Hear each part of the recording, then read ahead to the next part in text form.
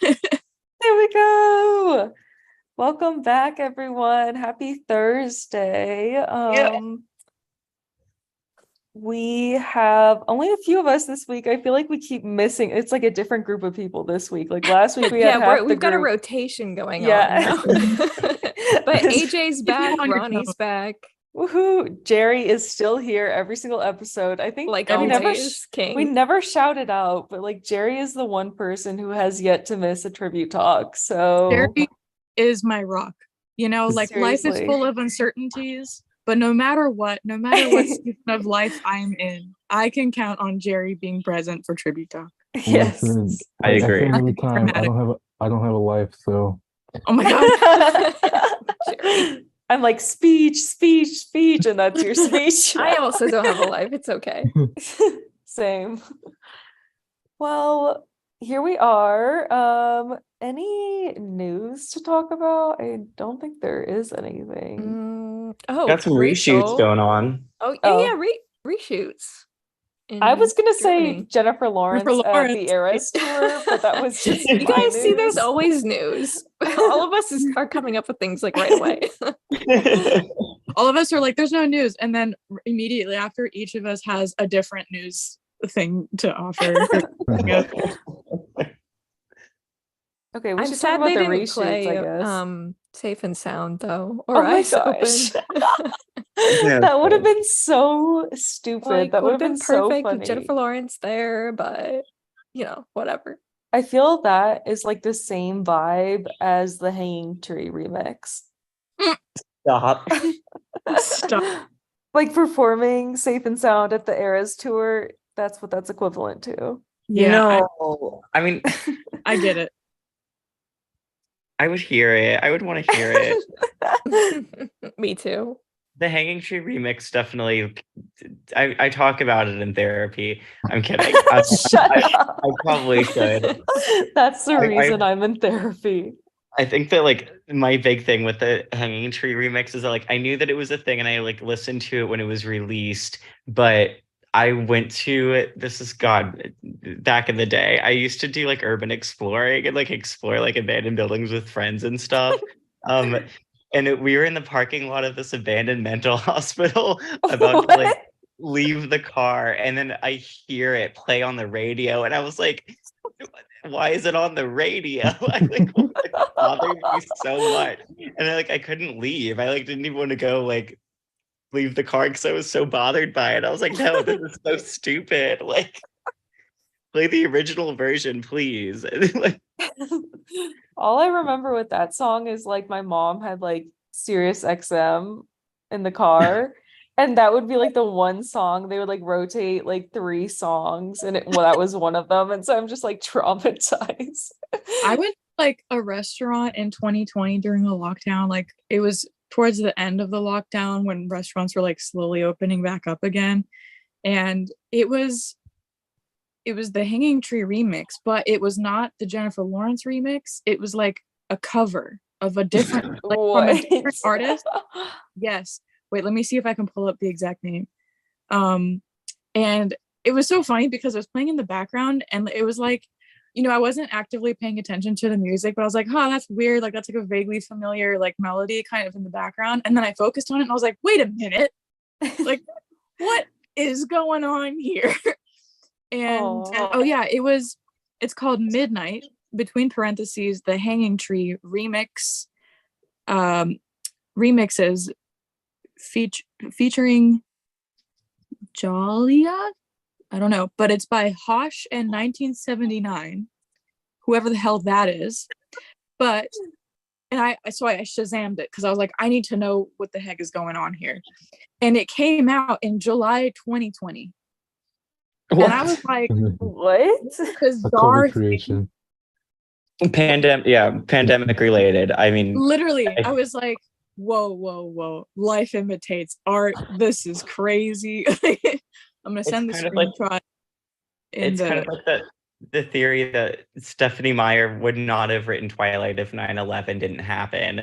If the pandemic didn't happen, this off-brand remix of the Hanging Tree would Oh my happen. god. Yeah. It's so bizarre. I don't yeah, it was a very surreal moment. And I was like, 2020 was a fever dream as it is, right? Yeah. But it was just like, this feels targeted at me now. I was like, okay, universe, you win. I don't know what this means, but it makes me scared. But also, I'm kind of grateful because like Hunger Games, but also, Emily and Jerry, what are your most vivid memories of that song? I just Rebel remix. yeah, I just Yeah. remember like being disgusted by it, but then like I listened to it a bunch and I was like, it's kind of catchy. I feel like I didn't appreciate it until I got a TikTok, and then like I use it all the time now. So I like it now. Like I need a more upbeat Hunger Games song music for TikToks because there really aren't any. Yeah. So yeah, it's what I I like would it. call junk food music, right? Where it's like Yeah. it's really fun. It stays in your head, like it's kind of catchy, it's fun, it's like something you want to listen to, but it doesn't require much thinking or much emotion. Like it's just fun. And to be fair, I feel like that is like a purpose and like a skill of its own, and it is needed because sometimes life is just intense and you just want something fun and kind of dumb. That's what I call cupcake content, where it looks really Yeah. pretty, but there's not a lot of substance to it. Yeah. I love that tangent that we just went on. I mean, back to the concert, I feel like Jen looked really happy there, like just Mhm. interacting with the fans and stuff too. She looked like she was having a Yes. good time, and like it made me did. really happy. And people giving her like friendship bracelets. I was Yes. like, oh She's my like putting them all God. on. It was so I cute. know. She had so many. It was really cute. Who was at that concert? Wasn't it Lexi? Yes. Yes, it was Shout out Lexi. Lexi. Yeah. So shout out Lexi because that was pretty cool.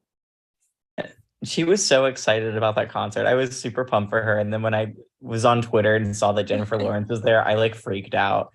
I And know. I sent her a message and I was like, wellness check on Lexi. Is she good? And her story was like the caption where I think she like said something along the lines of like, Jennifer Lawrence is here. It was like illegible. Like it was Oh yeah. The frantic typing. yes, the Honestly, frantic super texting. relatable. Yeah, same. I was like, this is me. I mean, like I totally get this. I would be reacting the same way. Ballad news, I guess. Also reshoots. What are they doing? What are they Yeah, what do we think reshooting? they're reshooting, and why? They have the tunnel, like from when Coriolanus, like when I'm gonna assume that it's oh gosh, what's his name? That's getting dragged through the through the Wait, tunnel Spruce? thing. Or was it? No, I don't think it was. Was it Spruce? I don't Isn't it? know. In the trailer? Yeah, it's like two peacekeepers dragging somebody. I thought that it was Arlo getting dragged. But doesn't it? Snow looks at him and it looks like he knows him, right? Yeah. Or maybe he doesn't. I just feel like he would only look like that if he knew who that was. I think that's the moment where he sees Spruce being taken in and he's worried. I think so. Oh, okay. But it was that same area where like there was like somebody took a picture of like a poster of like bread. I love that That was a picture. propaganda poster of bread. Yes. All the posters, love them. Yeah. Yeah. Love a I good feel like- poster. I mean, they might like redo stuff for like, they might cut down some lines which that wouldn't make sense in editing, or like the sound might be off, which they can't do in post-production. I mean, there's a lot of reasons why reshoots happen. I don't Wait, think they're gonna change go ahead. anything. Yeah. Speaking of posters, did I make this up in like a fever dream, or is this real? Like I real or not real? Did we see like in leaked set photos like posters for Avoxes? or like Oh, the Avox. one. We Yeah, saw they're the like Yeah, flyers. advertisements. the Yeah. help wanted, like, or not help wanted, but like the really disturbing. Or higher. Here, we have some A Yeah. boxes. Yeah. Does anyone still have those photos? I don't know why I was thinking about them the other day and I couldn't think- remember, like I couldn't find them. So I was like, did I make that up? Are they No, I on the think- Mockingjade's nest? That's where I go to Oh. look for Most everything. likely. It's True. either I have to check that. there. Wasn't Brian the first one to like post them because he got them from somewhere? Potentially. They have Brian, Or- let us know in the comments. please. Yeah, I don't, because I remember that, and I feel like ever since we saw those photos, which I'm glad I didn't make that up. That's reassuring. No. It's real. But Oh, then Brian said yes. Okay, Brian said he yes. shared that. I Okay, yeah. remember that very vividly. Like when he dropped those, it was an exciting day for me. So I yeah. love those details like that. Okay, cool. Yeah, because you know what it was that triggered this memory? I was looking at the photos of the textbook that they had at the exhibition, and it just had me thinking about all the like background props that won't even get like I mean, they'll be on screen, but they won't be like the center of attention at all. And it's reminded me of those shop windows and stuff. And I'm like, Yeah. that's what I want from an auction. I'm like, that's what I'm Oh, coming same. for. Those are the very specific details that I love though. I'm glad that they like go out and actually like do that, even though it might not even be seen. But Mhm. I do want those props. I want all of them. They're so cool. Yeah. I need to reinvestigate those photos. And I think Rachel posted on her Snapchat that she was going to do. She got fitting for more reshoots. She wasn't specific if it was specifically for Ballad, but there might be. So there could be more reshoots happening. Hmm. in the future. Interesting. I could see her like maybe her agent kind of negotiated reshoots for both Ballad and like Snow White because Snow White is still far off from coming out. Like maybe they'll do both. She'll do both. I don't know. Maybe. But Tom was there with his, and she posted that like the top. Who I don't remember who asked the question. It was like your favorite thing and like the most intense Oh thing. yeah. Oh yeah. Which was really insightful and I thought was really exciting because we got like confirmation that Pure is the Driven Snow was going to be in there and it's her favorite. Yes, that's what I was Which just is- gonna say. So- Very, very excited to get confirmation that I think she had mentioned that song before as Oh, being yeah, one of yeah. her favorites, but like not, or she referenced it or something, but it wasn't like actually confirmation that she sang it for the movie. Yeah, So that's really exciting because I love that one. I'm I'm still so having a- curious to hear. I'm still having a hard time with this musical aspect. Not that I don't want it, I just can't envision it, I guess. Because I think Mhm. also, as much as I love Santino, I feel like You my guys own, like Literally. stab me in the heart every week.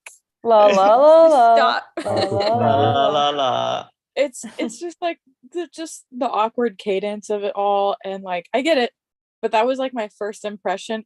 You know what? Lionsgate is so dang concerned with the fan experience and like the first impression of these songs and came down on some artists, whatever. Calm down on the audiobook, okay? Like, think Because about that what was we had. that was my first impression of the songs. Same.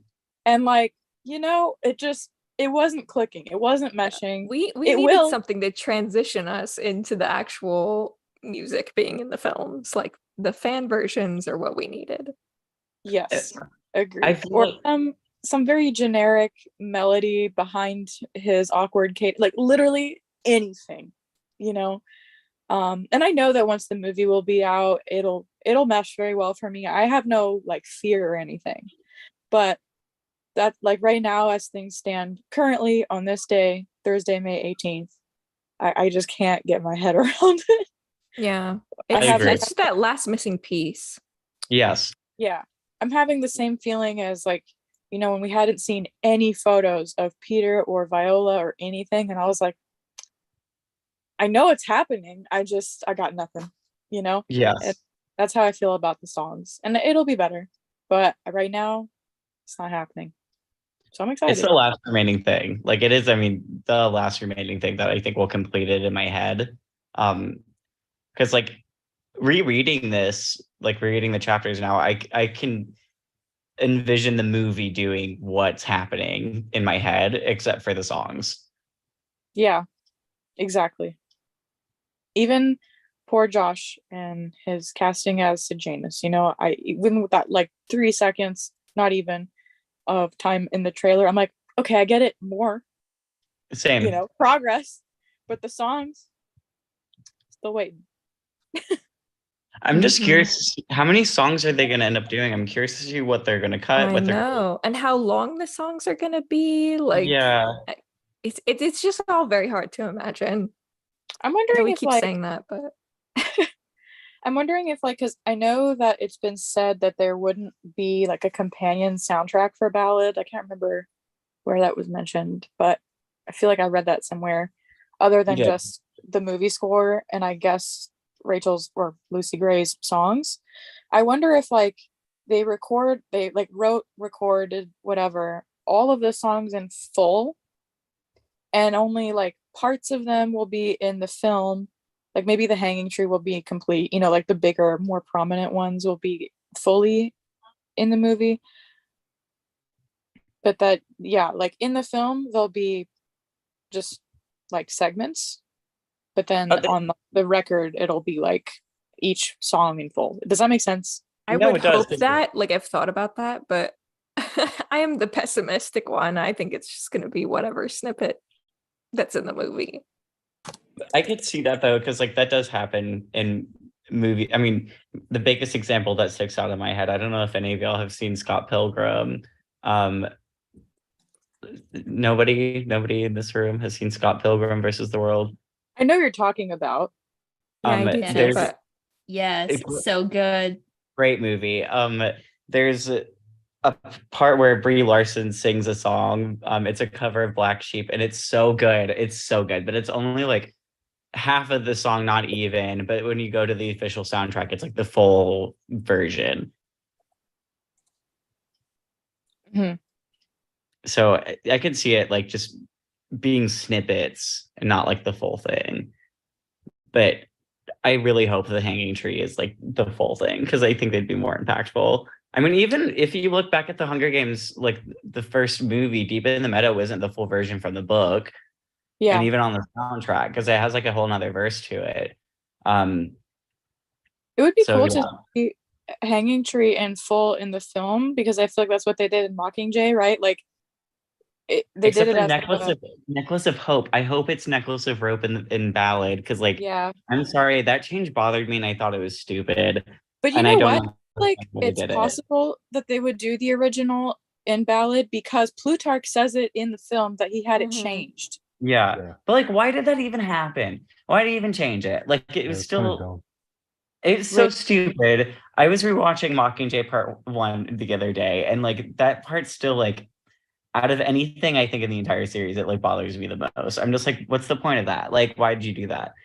That's my personal PETA getting his leg cut off.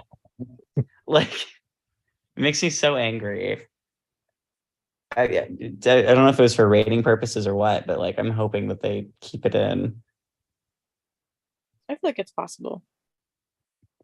I mean, I'm pretty sure it's gonna happen that they're gonna keep it, but we'll see. We will see.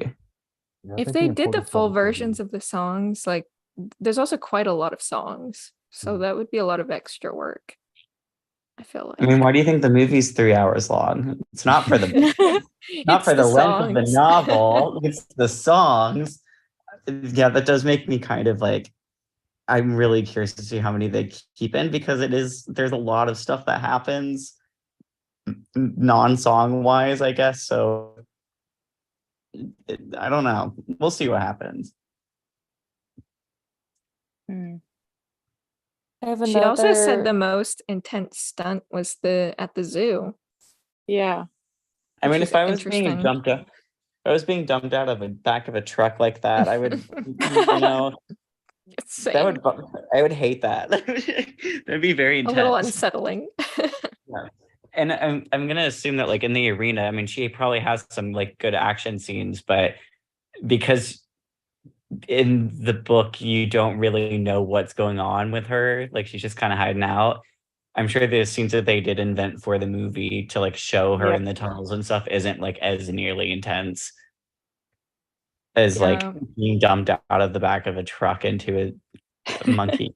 Yeah, probably just a lot of ducking and running kind of Yeah. stuff in the arena.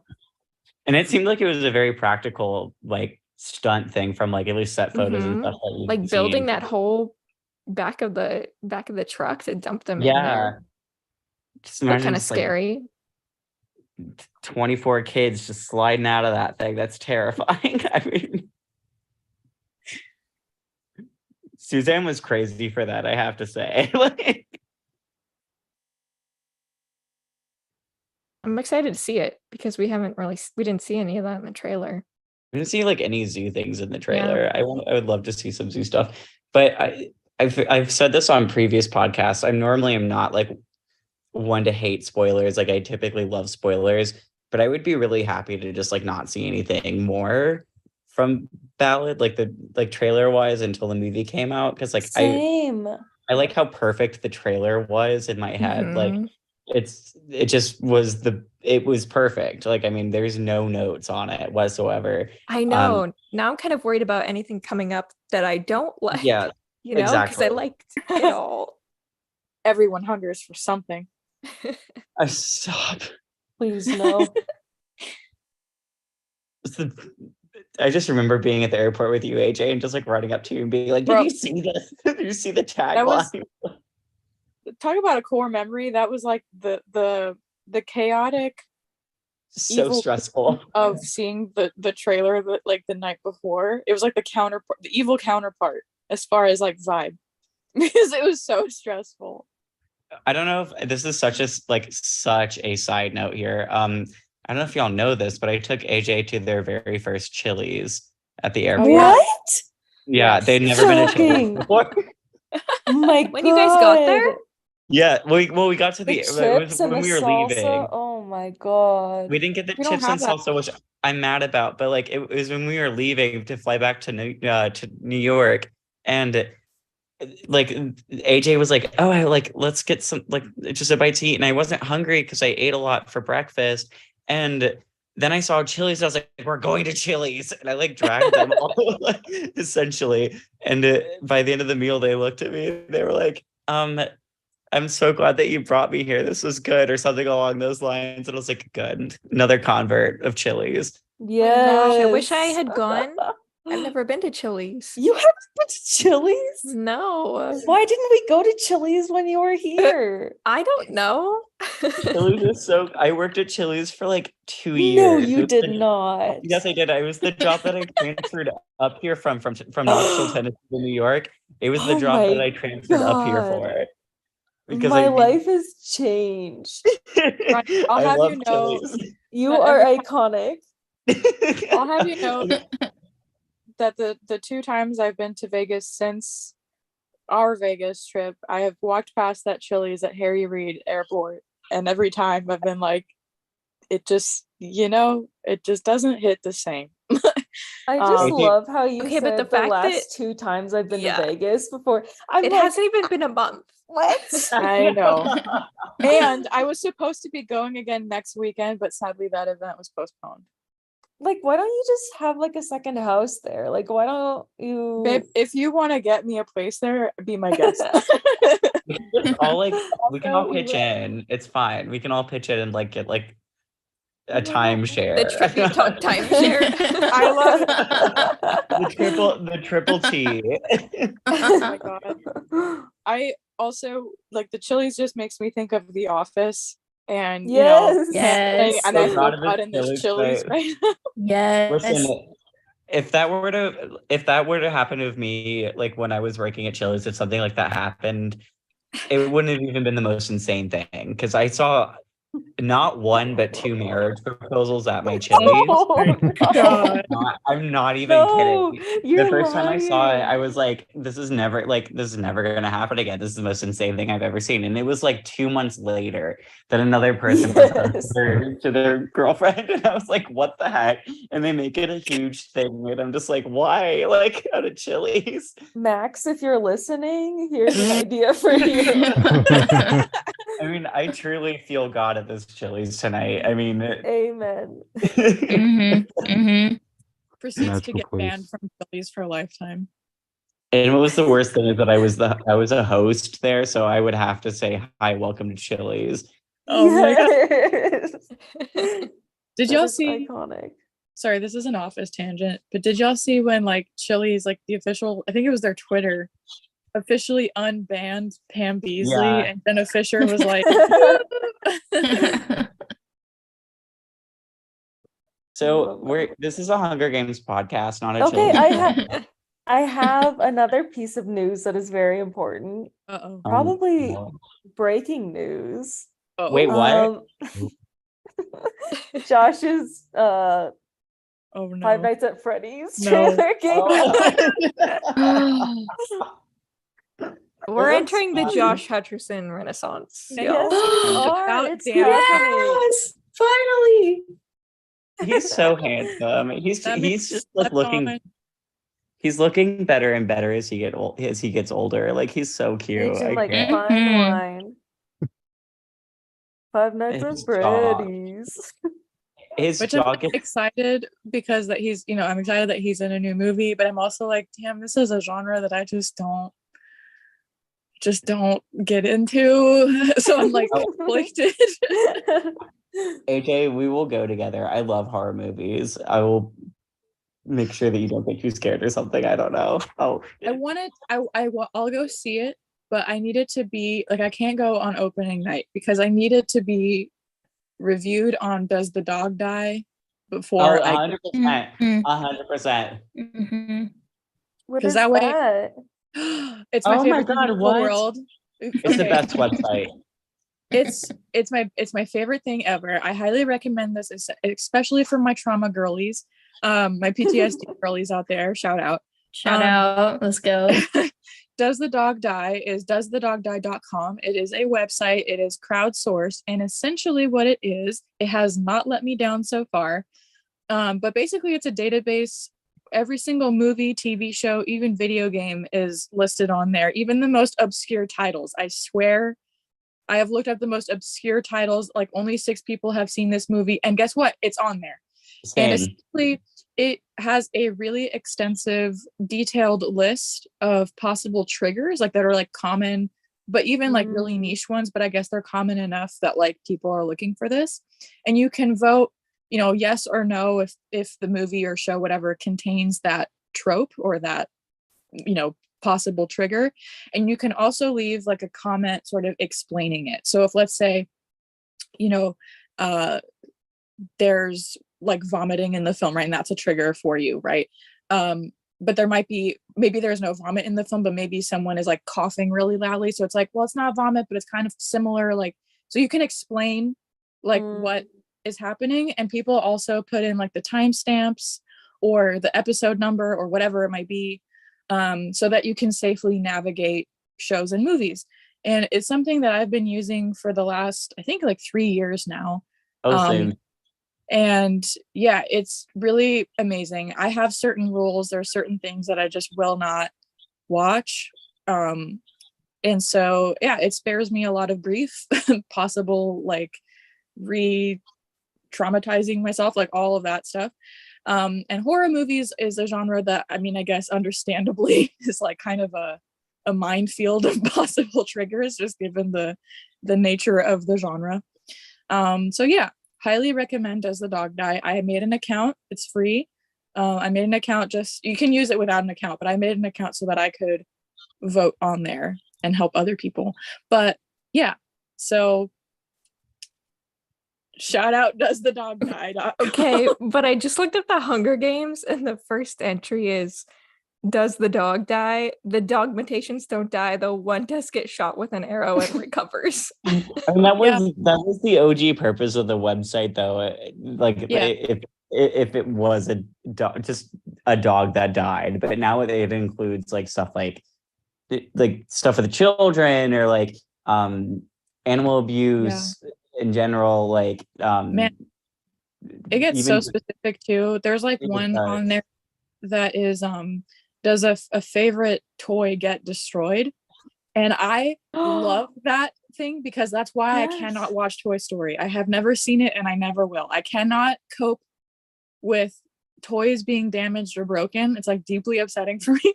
But that's like so niche, right? Like it's such a specific thing. They also have like resources on there. So if let's say like you're marking a show as, oh yeah, like there is sexual abuse, for example, they'll have like the links in there of like another website called Unconsenting Media. It's very extensive and yeah, very, very helpful. I swear by it. I'm really not like a spoiler person, but when I feel like, you know, there's a new TV show coming out or a new movie coming out or something that I haven't seen yet, and I'm just kind of worried about what might be in it, I'll just look it up on Does the Dog Die? I'll scroll down to like the specific ones that I care about and kind of ignore the other ones. And it helps me make safe decisions. Love that. Thanks for sharing that. That's Yeah. so cool. Mhm. It's literally like a bookmark website. Like I love this website so much. And I hope I'm it never- looking up other movies, and one of the questions, are there snakes? And I'm like, oh, watch out for Yeah. Ballad. Ah! Yeah. Yes, times 5,000. Yeah, just in the trailer alone. Yeah. But I looked it up also like for like The Last of Us, like when the show was coming out, because I looked up the video game first. And that's when I found out that they have video games on there. Mhm. Because I knew that it was going to be, or like the first episode was out, or the first couple episodes were out before I started watching the show. And so I wanted to know, like, does the video game have stuff that I can't handle? Because I kept hearing like, wow, this is like a really faithful adaptation, which is great, right? But then also I'm like, but if it's really faithful and there's stuff that I can't watch, then I probably can't watch the show. But for me, it ended up being chill. So yay, Josh. Yay. Yay, Hey, thanks. Josh. Five Nights at Freddy's. It looks spooky. I mean, it looks like he's doing a good job. I didn't play the games, so like, I mean, I have the general like idea of what it's about, but like it. I have the bastardized version of what it is because of Tumblr and some people that I followed, but they were like deep into it, you know? And I was like, I don't even know if this is a real game, like based off the way people are talking about it, or like some fan art that I've seen that is quite jarring. And I'm like, I don't know about all this. But I also know that's like, if the fandom were to be like an iceberg, like I was staring at like the bottom of that iceberg. Like I know it's not the main. It seems to have a lot of lore, which Yeah. I love. That's why I love the Hunger Games. I love the lore of it all, but it seems kind of cheesy. I don't know at the end of the day, but Yeah. I'm glad that he's doing something that like I think he's going to be super good at. And I'm like, I want to Mhm. watch it because, I mean, honestly, because he's in it, but Yeah. I do love horror stuff. So I'm like, I'm a fan. Yeah, if it's like in the same line as like the It remakes, I'm good. Like I loved those movies. Like that kind of So horror. good. I call that like party horror, where it's just kind of like, it's like spooky themed, I guess, but for me it's not scary at all, you know? I'm hoping it's in that line of horror. We'll see. I'll wait on Does the Dog Die? So we're about 15 minutes in. Should we get to ballot? Yeah, should we read the ballad chapters? I mean, should we? I'm just kidding. Yeah, please. I read them today. Like we have to. Okay, chapter 25 and 26 So Sejanus has just been caught drawing the map of the base in the dirt by Coriolanus. He's so Dun, dun. stupid, but so I love his ideals at the same time. He's Like so I Sejanus.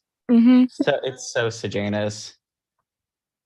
I do have to do a little side note here. Like the memes that are coming out of this are so They're funny. insane. They're so good. Like I just don't even understand like where people's mindsets are, where they make these or like where they get these ideas from, but they're just so I've never like physically laughed so hard at some of these memes on Twitter and like TikTok and stuff. Especially specifically relating to like Coriolanus and Sejanus. They're unhinged. Like it's insane. Gabby, 100. Gabby, I literally had this thought. We need to rank memes. I want to rank valid memes so desperately. I thought this today. I've thought this like for weeks. Like they're so good. Meme reaction YouTube video.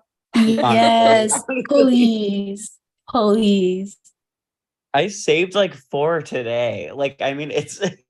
I feel like I haven't seen these memes, so I mean, Emily, listen. We'll let Ronnie collect them because apparently he has a Sejanus tap line. So It's not just Sejanus, it's all like ballad memes, but there is a primary focus on Sejanus. I've seen only I think that one that's like when all your friends are crazy. You know, Oh, that one's like all 3 of them. Yeah. That's funny. There's so many, but I'm also like chronically on Twitter, which is where I see most of. I am not. So yeah, I need these curated. Oh God, Please. I wish I wasn't chronically on Twitter. I will send one to the group chat that I really like. It has some borderline. It has some colorful language, but it's funny to me. Wait. Colorful language. I love you. I'm from the South. It's fine.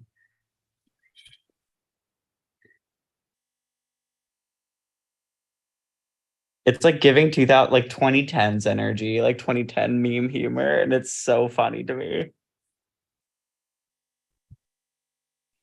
No one's laughing. No one is laughing whatsoever. Wait, sorry. I'm finishing my found this Duolingo on- lesson. you found this on Twitter? Yes. You found this in the depths of Twitter. Wait, what? Did you where is send this it? link? I'm I confused. sent it in the Zoom Hold chat. on. I think you sent it just to me. Yeah, Gabby's Sorry. enjoying the meme. This Personal is meme. definitely a Twitter meme. But yeah. Nobody else can see this. I'm sorry. It's only Gabby. Nobody else. Okay, wait. Please hold. Okay, all right. There we go. Technical Well, difficulties. that's kind of like this is kind of like the theme of the entire book, anyways. No, literally, That's and their they're so gay relationship. for each other. Yeah. Like crazy. This is so accurate. I just think it's very funny that like that sort of type of humor is like coming back into style, I guess. And it's a lot of like I hate to sound like an old person, but it's like a lot of the youths, like The the youths. that are making these The sort of youths. memes, and I'm so here for it. Like they're kind of, I mean, they're doing their own promotion for the movie essentially. I mean, it's brilliant.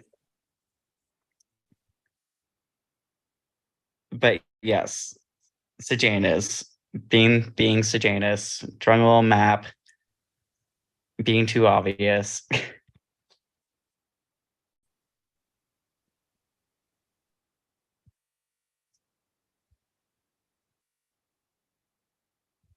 Anyone?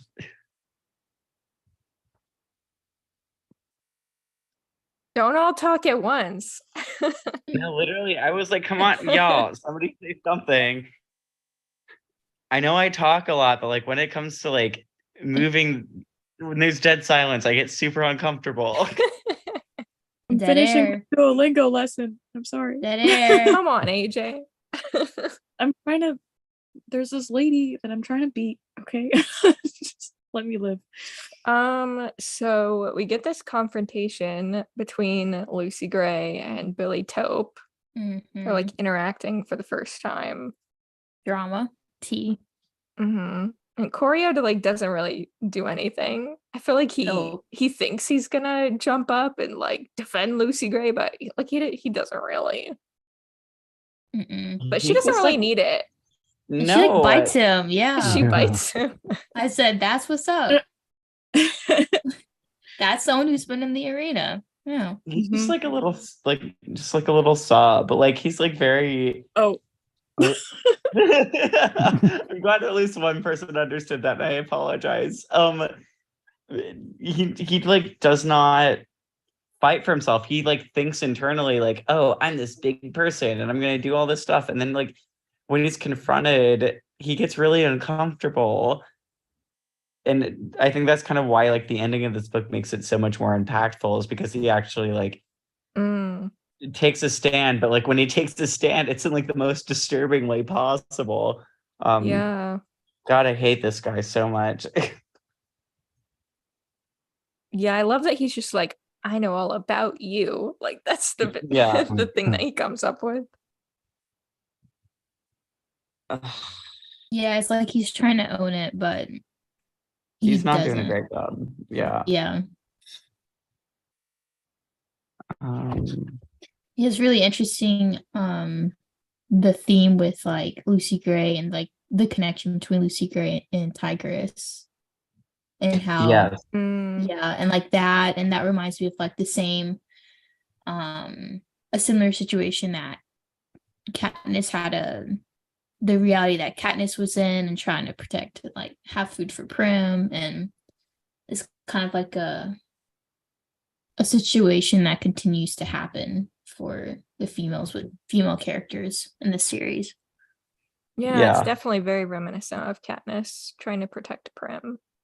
Mhm. I mean, I'm definitely seeing a few TikTok edits of similar, like Prim Katniss and like Lucy Gray. Mhm. It's But like, even like how Tigress is trying to help Choreo, yeah, like it's the yeah, same. she loves like Suzanne loves a good sibling. Mm-hmm. Yeah. She does. Indeed. I know that was the most simple thing for me to say, but like honestly, she No, like No, I love it too, Values- though. I mean, that's one of the things that stood out to me most reading, like why I fell in love with the Hunger Games. So, yeah, I Mhm. love that she continues those themes. And I think that's also my love for Lucy Gray, even though she's like a little bit of a chaotic character, is that she latches on to family even when it's not necessarily like direct blood. Like she still Exactly. has that same familial bond and relationship with the Covey, which is something I can relate to. And I appreciate that she's like this in this book. Yeah, I found agree. family. Mm-hmm. I do Which- like that Susanna's just like, how do I give this character a personality? Give him a sibling. Yeah, there you go. But I do think that like the discussion of like found family is like super, super, super valid, because like I have a very my family is I'm very fortunate to have the family that I do have. Like as a queer person, like my family is so almost overbearingly supportive of me. It's extremely nice, but like when I moved to New York, I didn't really know anybody, and like I had to kind of seek out my own family because I hadn't moved away from home before, and like getting into like these groups of like other people that are like me, like it's extremely, extremely validating. Mm-hmm. And I understand why like a covey could happen, if that Mhm. makes sense. Absolutely.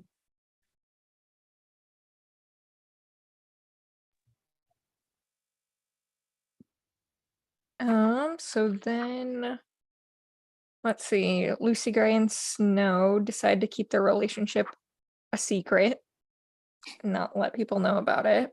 Red flag. Yeah. Which Also, she brings it up first, and then he's like, "Oh, thank goodness she brought it up, so I didn't have to." I don't know if there's Hmm. just like some sort of like disconnect in my head, but like when you say Snow, I think of like OG trilogy, like President Okay, I'm Snow, sorry or, like because I Coriolanus. feel like before I say his name, I literally my brain thinks about it for like a millisecond first, and I just like one of them like comes out. And I don't know if I should say Mhm. Corio or Snow or Coriolanus or I don't know. I don't know. I Yeah. just say I'm any of the above. I'm like that too.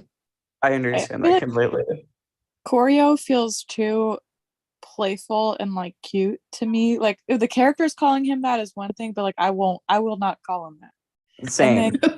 Coriolanus, Coriolanus, I think is the one for me. Like, Coriolanus to me is a mouthful. I can't take it seriously either. I can't So take it serious. no, it is. You know, like it's short, it's simple, it's sweet, and we're already familiar with it. But that's just me. Yeah. Yeah, Snow Well, does remind me of like old Yeah. Snow though. Sometimes I say it, but like I think I gravitate more toward Corio or Coriolanus. Yeah, I Yeah. like choreo I like personally. Corio. I think I've asked it to Emily, but there's a point where he goes from Choreo to Snow because I feel like his character like oh, Mhm. 100%. Takes Well, that literally in direction. the text too. There Yeah. is a change. Yeah.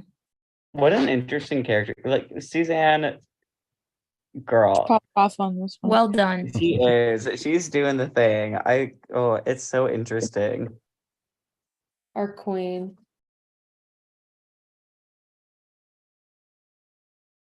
Um,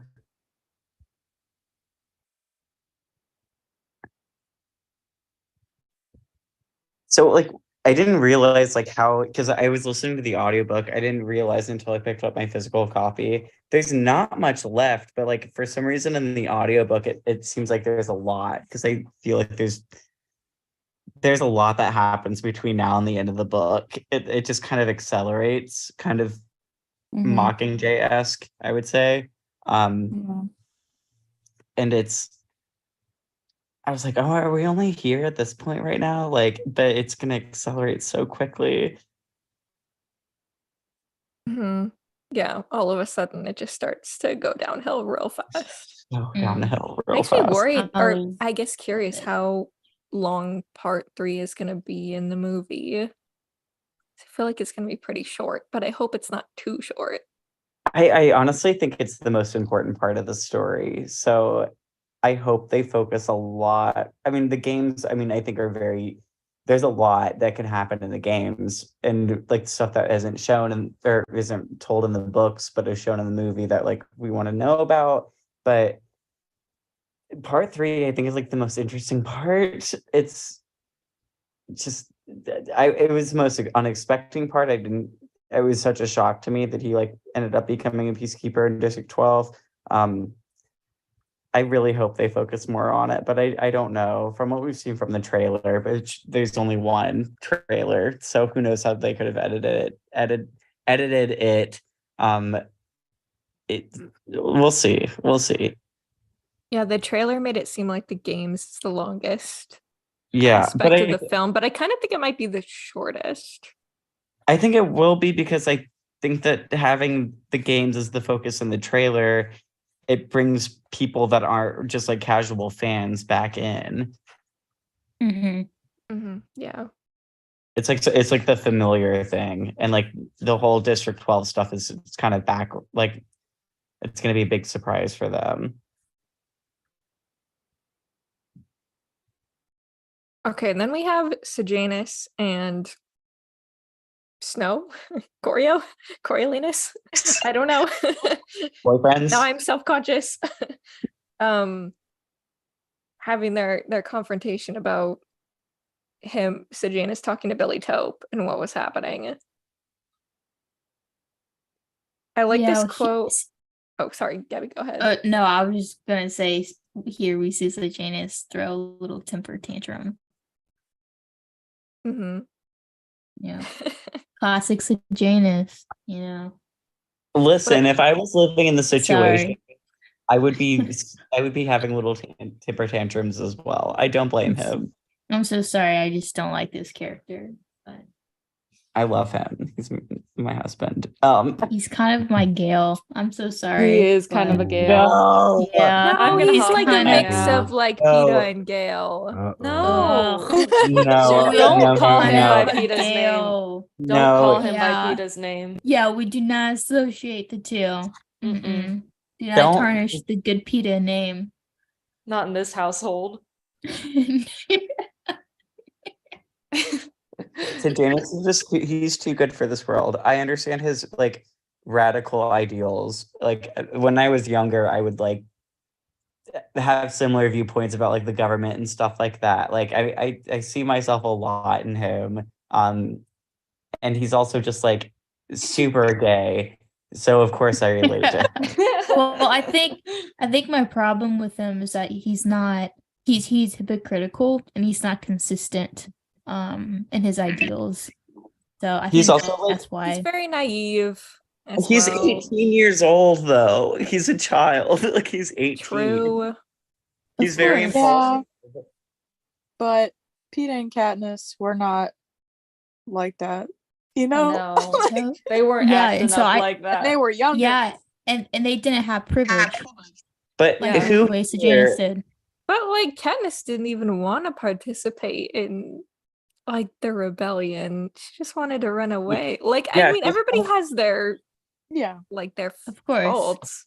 And Yeah. who knows what, like, I'm curious to see, like, what we never really got an answer on, like, what Peter's standpoint was until, like, Mockingjay when he was captured by the Capitol, like, what his viewpoint on the rebellion was. Like, because in Catching Fire specifically, like, Katniss was, like, definitely aware and did not want to do it. But, like, you don't really, Peeta was probably definitely aware of it, but, like, you don't really get what his, I guess, point of view was. Like, of rebellion, like how do I explain it? Are y'all No, picking up what I'm putting down Yeah, I here? understand Mhm. whether he was like pro the uprising. or Yeah, like just- he yeah. seemed very neutral to the idea, but you know, I don't think that was very realistic at the same time, because like I identify more with Katniss during that, because like if during times of great stress, which like we've seen since 2020, a lot of stuff has happened. I would love to just like go out and just like die in the woods or something like that. I like don't want to be involved with anything. So I understand where she's coming from, but like it kind of makes me not like Peeta as much, because I'm just like, how do you not have a standpoint on this situation? I mean, I'm sure he did internally, but he never vocalized it that much, except for like when he did like the speech for Rue during the District 11 tribute. Mhm. The scene, like he had like, I guess, his own moments of rebellion, but I If it just wish weren't he for was the more baby. vocal about it. I If don't it know. weren't for the baby. Yeah, Yeah, I it think weren't for the baby. yeah, he Baby. was a character that definitely internalized more than externalized, and I think he felt a lot of things, didn't express it because someone had to stay focused on like winning the games and like trying to put on the type of a performance that Snow needed. You know, Katniss was Yeah. more passionate externally, you know. But yeah, no, I think that is a fair assessment, and even saying like today, like how are we neutral in our own ways, and how we now know neutrality doesn't necessarily exist, and so like what are we doing, and like how are Exactly. we participating and not using our privilege for the benefit of others. So I think that's a fair point. Which, Gabby, I'm gonna be honest, I'm super honored that you have found some insight into the ramblings that I say. A I fair really- point. Me? Who? No, literally. From Gabby? Thank you. No, you thank- you guys have great takes, like all the time. I appreciate that. Thank you. So I- heartwarming, Gabby. No, I really Thank you.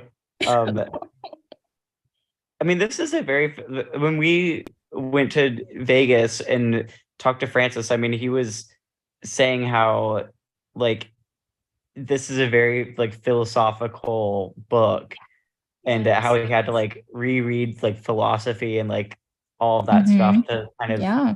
understand it. And like it's interesting because when I first read this, I was just kind of I didn't process that whatsoever. And it wasn't until I started doing rereads of it, I was like, wait, this is like so much deeper than I originally had thought. Mhm. And the layers, like I mean, it's Suzanne is just so brilliant. I mean, Yeah. I And- really and- didn't go ahead, please.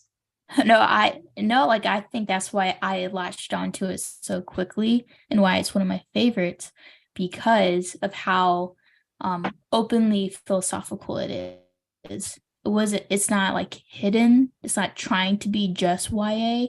It's like when you first open up the book and I'm looking through the first like couple pages, you see these quotes Yeah. from philosophers that shaped the United States. And I'm Yeah. like, well, I know this is going to be a fantastic book. And if she has it in the book, it matters. Yes. Oh, God, I want to talk to her so badly. I'd love to talk to Oh, Suzanne.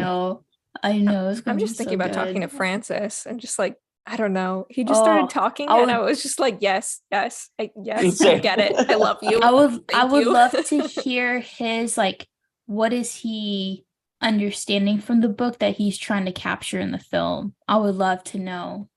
Or the different layers. Like what is because there's a lot to go off of. And I want to know what like main ideas that he's gonna like focus in on and try his best to capture. So that's what I would ask him if I could. I feel like he talked about it a little bit in that He transcript. did. I think his like main focus was like the balance between like I mean I'm paraphrasing here. He didn't outrightly said this, but like kind of like balance between good and evil. Like what makes somebody evil or people born inherently evil versus like nature versus nurture sort of Mhm. situation. Which is definitely a huge conversation in this book. Mhm. But there are definitely like other themes that could and should be explored upon, which I'm hoping that he does. Yeah. I mean, he didn't mention them in the interview or whatever, but it's I'm curious. I'm extremely curious. And like how much can he do in like a 3-hour movie at the same time? Like Mhm. reportedly, who knows how long it's actually going to be. Yeah. But I can see how even just that nature versus nurture, like how he even tries to depict that in the trailer with the different cuts of choreo of like the of red light of the versus the shaved head. yes. Yeah, and Yes. what they were saying. And that I could tell that that's kind of what he was going with. But I just want to know I want to know what philosophers like really influenced them. But yeah.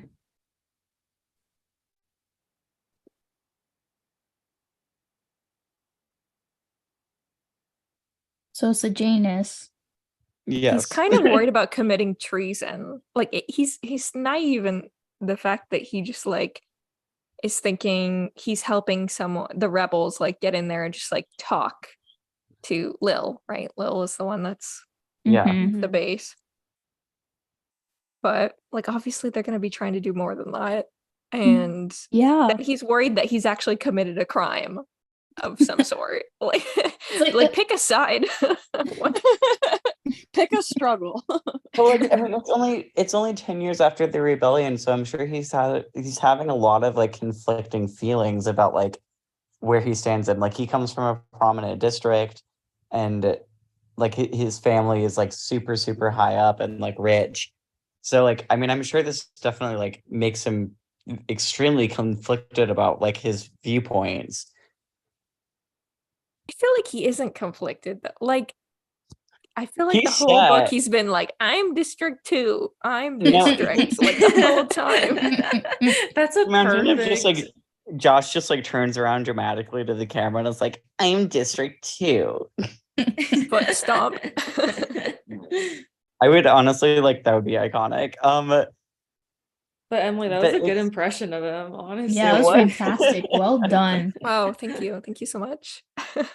I think you beat Gabby's performance as Rue in that moment. Yes. Yes, Hey, actually. no.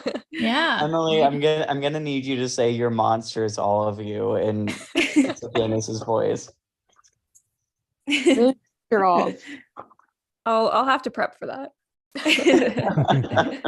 We'll be fine. But I mean, think just he- like going on the Sejanus hate train, I think as I reread this book more and as I get further and further into the book, I get so bothered and annoyed by him. I'm just shaking my head right now, like Yeah. to all of you. No, I'm No, with you, Ronnie. I love him. Like, he's I mean, he is annoying at times. he's but annoying. Like Emily He's- loves Sejanus. He's a Loves ray of Sejanus. light annoying. in this book, though. Hey, But, I'm with no, you, Holly. My thing, no, Thanks. my Thanks, thing about this Gabby. whole thing with Sejanus is that like he's being extremely radical and unhinged about stuff, but like even though Katniss didn't have a choice in it, like she still would act irrationally in situations that helped better the cause. Like the government was the most oppressive during Katniss's time. And she was a very reluctant, I guess, participant in the rebellion. But I mean, she's still like when she was inspired, she would do some crazy stuff. Like, Mm-hmm. and Sejanus this is all still so kind of new, and like he still sees like this is so bad, and he's like the most outspoken, I guess, critic out of everybody else in the academy. And even though like Mhm. I think he's the embodiment of the Capitol's voice during this time, because the Capitol is still not on board with the Hunger Games.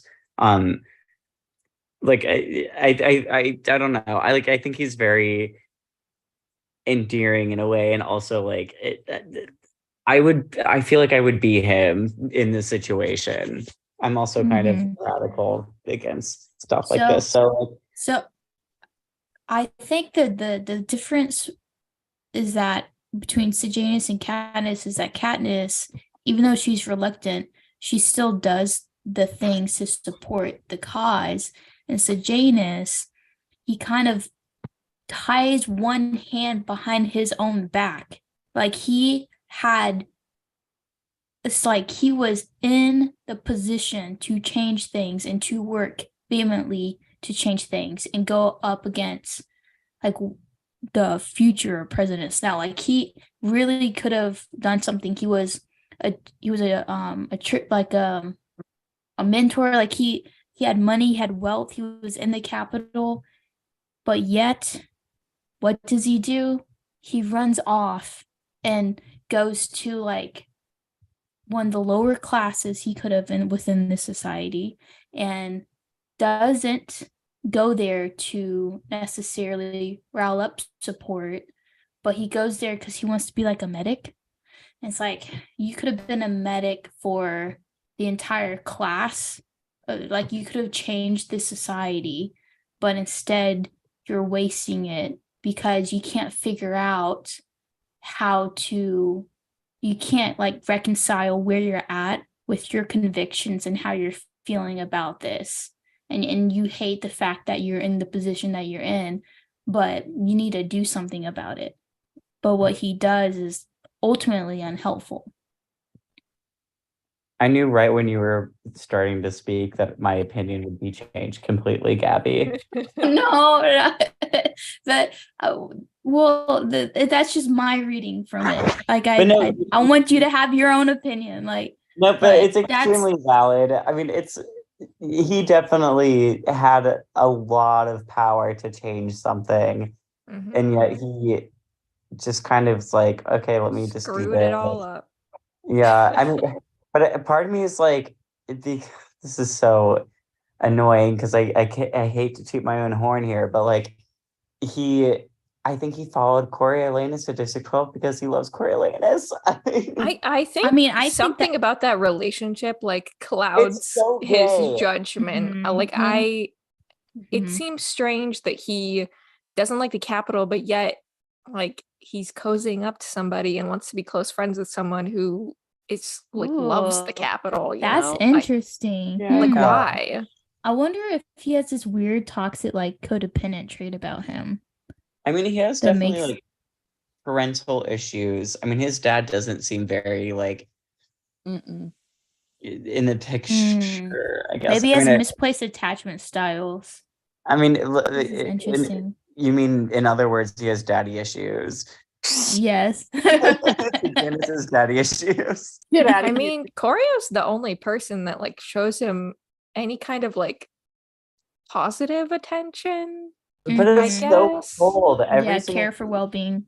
it's so sad because like every form of attention that he gives him is like super, it's like it's cold. Like, I mean, he's just like, okay, like whatever. Like he doesn't actively try to save Sejanus's life. Like when he goes into the arena, he's just like, there he Yeah, but- goes again. Like, oh, it's something I have to go save But him like, but from. Sejanus doesn't see any of that. I was No. gonna say that He's a little delusional, Mhm. but I mean, He's we as just the in reader, love.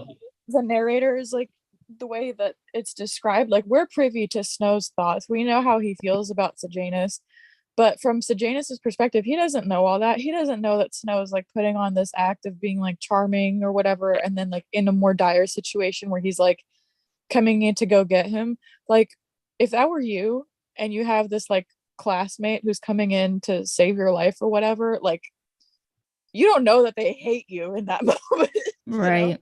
Like you're Yeah. just seeing someone showing up to rescue you. So like what message other than, well, clearly he must like me at least enough to risk his own life to come in and get me. Mm-hmm. I can see that. I can see that.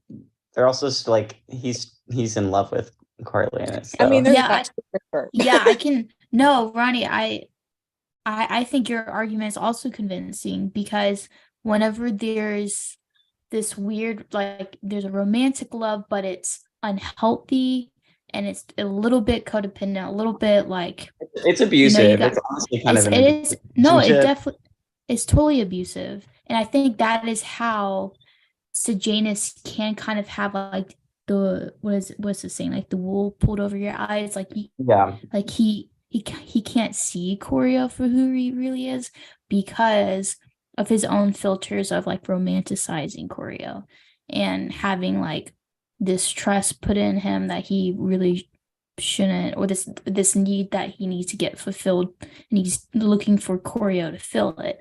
Yeah. And so that's going to give him like this weird, like, why are you're hanging out with a snake? Why do you think it's a bunny rabbit, you know? But I agree, yes, 100%. But I think that's also kind of like Coriolanus is kind of gross because he's like taking advantage of the situation. Right. I would say, like, Yeah, I mean, absolutely. he's preying totally is. upon.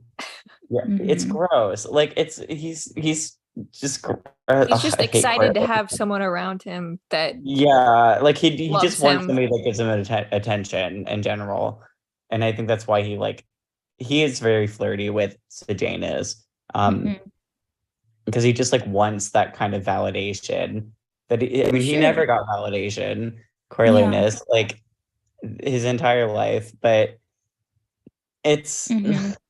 it's like, Yeah. dude, like be more healthy about this, like. Absolutely. And if let's Corio, he's orphaned, he wants attention, he wants validation, and I think he kind of wants to be Sejanus. He wants to have 100%. Mm. he wants to have Yeah. what Sejanus has. And so there's going to be this weird jealousy, envious type thing. But if Sejanus is fawning over Corio, then it's going to give him this weird like ego boost. I agree. What a deep character study just based on like, we're what, 5 pages into this chapter? they're just having a little argument, you know? Yeah. It's- Well, I it's really it's think well, that it's was time it. now. It's time to talk about this. I've been waiting. No, And- it's constructive. Like I think that this dynamic, because like when I first read the book, I was like, oh, I think they're gay for each other, but to Janus more so. And then I thought that was just me personally that thought that. But And it's then not like the healthy. It's not oh, the 100%. It's not that it's it not at all. But yeah. it wasn't until like the book started getting more popular and then like the fan edits when the trailer came out, like people agree, like at least agree to an extent about their weird romantic question mark Mhm. friendship dynamic, I guess. Um and it's kind of validating. I think Suzanne definitely had it there for a purpose. Mhm. Yeah, how easily we can be Sejanus, and Yes. like we can do the things like I'm over here saying all the things that I don't like about him, but it's like I can say like I can and have the capacity and have done all these things too. Like throw away my privilege, or like think a snake is a bunny rabbit, like being in unhealthy relationships. Like this is definitely a commentary on how like we all can pretend pretend that we can trick ourselves into thinking that we are actually neutral when we're not, or we can trick ourselves into thinking like this person is doing a good thing when they're actually not. I agree. Oh, you put it in perspective for me. Thank you. I also think on that note, if I can piggyback off of that, we can certainly trick ourselves, but I think, we talk about Sejanus being naive too. And it's like we walk around assuming that most people are abusive predators, right? Like that would be hell if that was our natural instinct. So as frustrating as it is for us to read about Sejanus, because we know who Snow is, we know what he become. He doesn't know that. So he's like not going to assume, I should be careful with this dude because one day he's going to grow up to be this like fascist dictator, you know? So it's frustrating to read him being so naive, but I think most of us also operate that way. How many, it happens all the time with like celebrities where it's like, oh, I really love this artist. Cut to 10 years later, turns out they're a creep, And Oh, like, that damn. hits. I Yeah, like that. that hits. It hit. That's happened to me where like someone who was an artist that was my truest, honest to God hero for like 10 years gets outed as being an abuser. And that was like a really hard thing for me to go through, and it felt like a betrayal, because to me it was like, how is this person who has given me so much joy and comfort in my life capable of such horrible things? Obviously these are different circumstances and valid, but like it's a similar like pipeline, I guess you could say, right? Where I didn't assume that this person is abusive. Like I had no reason to suspect that until evidence came out for it. Yeah, and I think goes back to the point of how the line of good and evil is, drawn in the center of each person's heart. And Yes. it's our choices, our daily decisions are super important. Yeah. Also worth noting that like even someone like this artist, for me, I still credit this artist for a lot of many positive things that have happened in my life. And I hate that, because I hate who he actually is now. But good things still came from that. And like, I guess in like Sejanus's perspective, I guess like Snow was a friend to him when he was an outsider in the capital. Even if like Sejanus doesn't know that like Snow is like hates him the whole time, right? But like just from his perspective.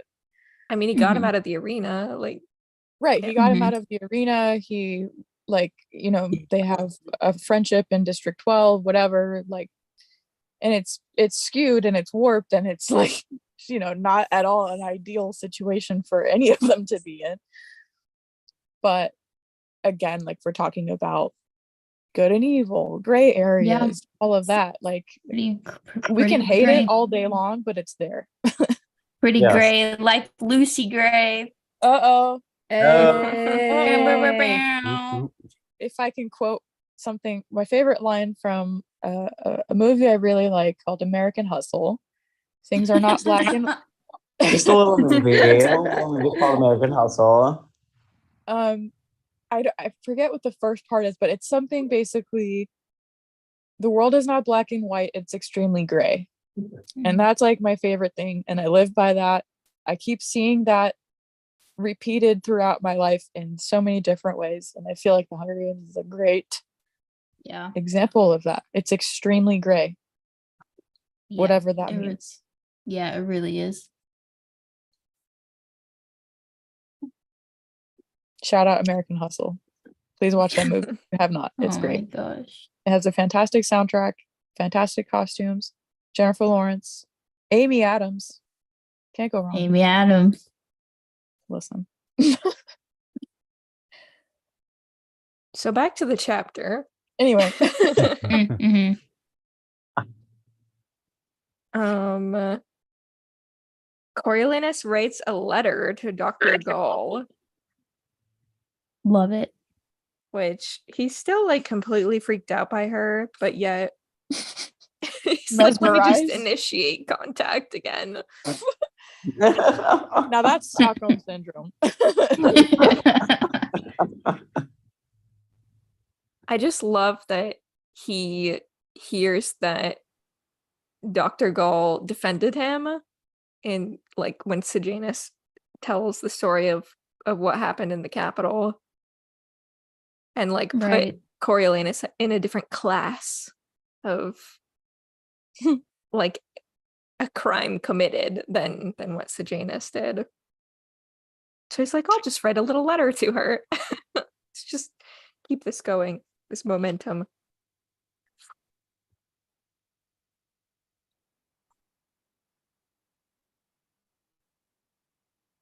It just kind of shows though, like how much even though he kind of fears Dr. Gall, like I mean, she's done nothing but trauma to him. That he's still like, oh, look at me doing my thing, Dr. Gall. Are you impressed with me? Yeah. It's a weird dynamic that they have, honestly. And just always trying to keep his options open. Mm-hmm. 100%, Like yeah. he's just always playing this game of like, how can I get ahead, or how could this maybe help me? He's the so future. annoying. He's so annoying. Yeah. Such a planner. Manipulative. He's such a planner. Love that. On part of his letter, and towards the end of it, when he says it takes very little to bring the beast to the surface, Mhm. at least under the cover of darkness, that reminded me of how whenever people are anonymous, whether they're all wearing masks and they're like in the same uniform, or it's through like being an anonymous user online, like how we can do things that we would never do otherwise. Like just saying like pretty mean things in comments, or like the studies from after World War II, when the concept of how does we were just following orders thing happen when you're all in a uniform and you're all like masked, like you have something over your face and you're covered, your identity is covered, then you can do a lot of things you never expected yourself to do. And it's really interesting how whenever we don't have our own individual identity, instead if there's a cover of darkness over us, the weird things that happened. It's just so creepy. Mm-hmm. It is super creepy. Extremely. I mean, that was like a thing that like that was famously said by many Nazis when, Germany was being tried for war crimes and stuff. So many of them, their defense was, I was just following orders. Mm-hmm. And now scientists, like psychologists, understand now why, like the psychology behind that. Mm-hmm. And that freaks me out.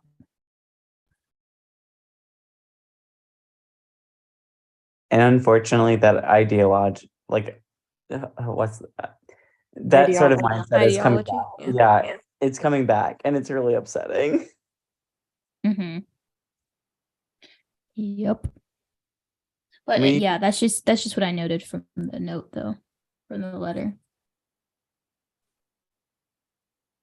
It also kind of reminds me of when Corio went into the arena because he killed That'll drop. Bobbin in the darkness too.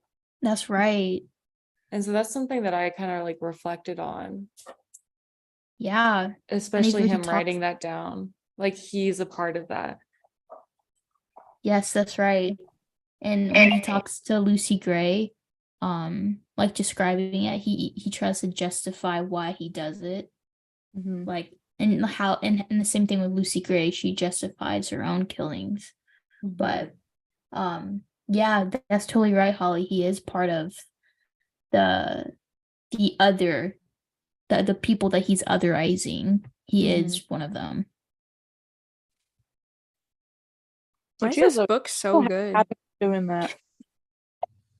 Well, I was gonna ask, like, this is kind of like a tangent off of that, but in the last episode Emily and I recorded for Into the Arena, we talked about like we talk about Finnick. I guess this is a preview for everyone, but we talk about Finnick fighting in the games as a career tribute. And as a career, was Finnick an offensive or a defensive player? And then Emily made a comment, well, that what was it that you felt like you read that everything is that everything's defensive in the arena, right? Mhm. Right? Like I was just wondering if like Hmm. because I feel like that line kind of connects to that saying in a sense too that he's writing down. It Or like totally does. Like in the It does. the darkness is your defense, I guess. And so like as a tribute playing, you're always playing the defensive because in the end you're only looking out for yourself. There's so Ooh. much like physical darkness in this Mhm. arena with the tunnels too. Yes. Oh yeah, that's right. And like you don't know how, I mean, it kind of goes back to the discussion that Peeta and Katniss has in the first book where Peeta's saying like, I don't want them to turn me into something that I'm not. It's you don't know how you're going to react when you're put in a situation like that. Mhm. And it boils down to human nature essentially. I mean, like if I were in this situation, I would just like hide as quickly as possible, but other people might try to kill me. Like it's And Mhm. also to that, without getting too personal here, I was in a situation a few years ago that was life-threatening. And it was a situation that I had always thought about hypothetically before then. And I was like, if this ever happens to me, I'm going to do this and this. And then I was in that situation feeling like I could die.